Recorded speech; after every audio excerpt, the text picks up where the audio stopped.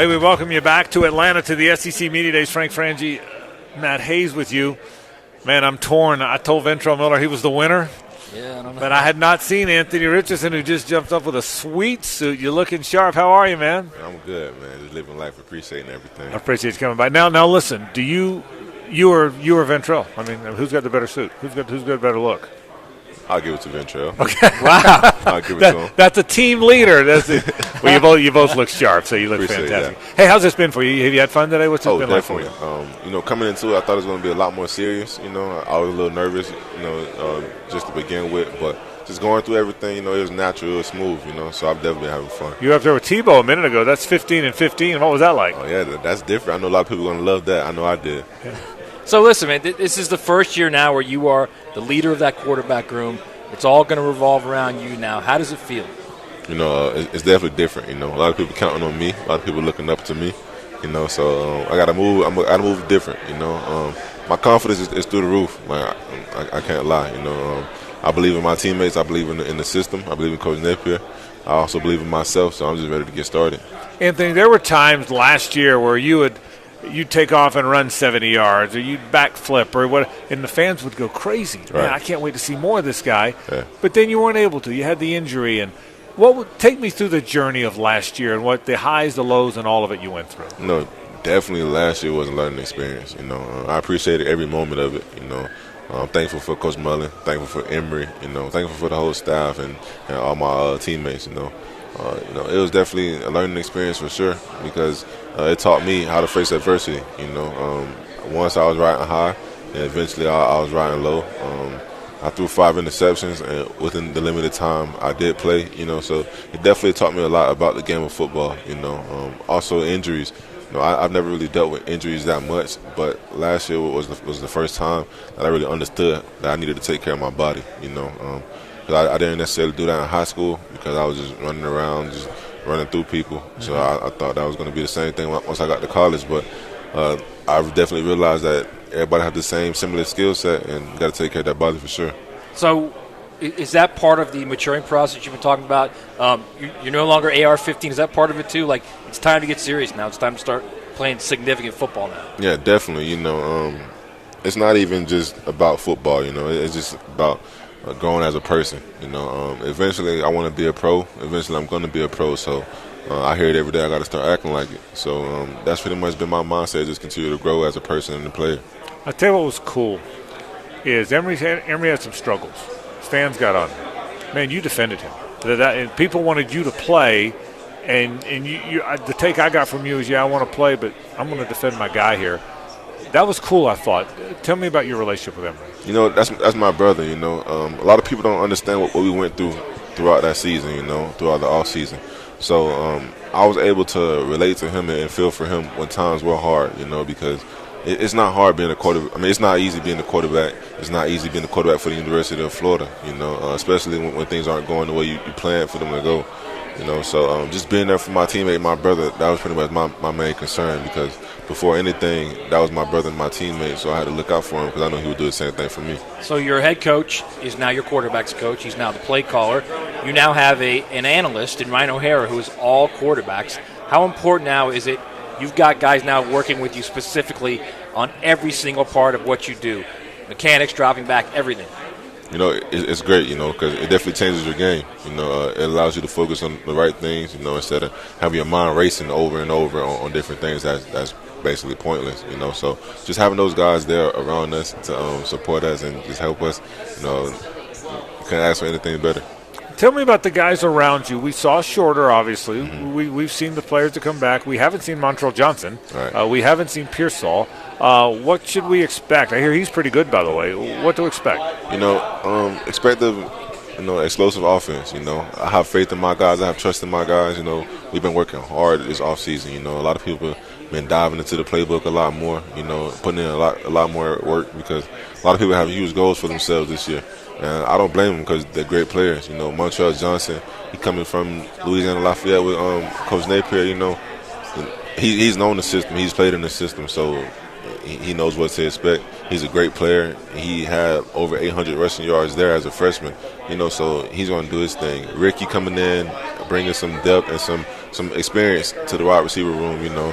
Sometimes in practice it's easy for me to connect with him because he understands defenses the same way I do. Justin Shorter, building connections with him. Like we just been working hard. Xavier Henderson, we have a lot of weapons. Naquan Wright.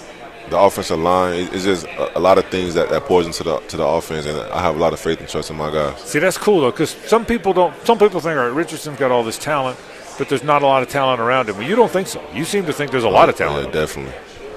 So the offense, if the fans are looking at the offense, they've watched what it was the last 4 years with Dan Mullen.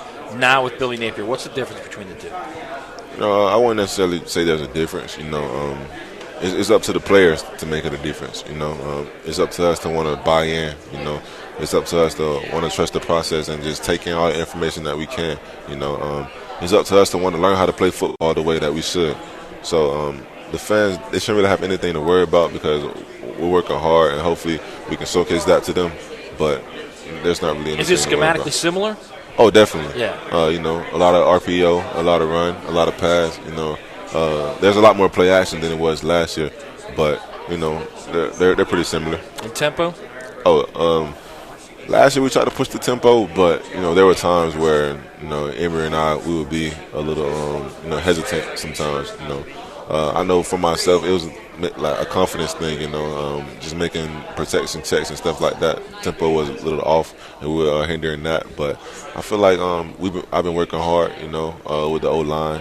Just making sure protection calls are good, and just knowing the system, knowing the formations. I feel like the tempo should be a lot faster, a lot quicker, and I hope it is. Anthony, do you have to, when you're such a good runner as well as passer, do you have to remind yourself not to? I mean, I talk to a lot of running quarterbacks, athletic quarterbacks, and they all tell me, I got to tell myself, stay in the pocket. That's part of the learning process. Have you gone through that some? Oh, definitely. In high school, I was so ready to just take off and run. My first experience where I had to just sit back in the pocket and understand that I do have time to throw the ball was the end of my junior year. I went to an all-star game, and I was so used to just scrambling every play.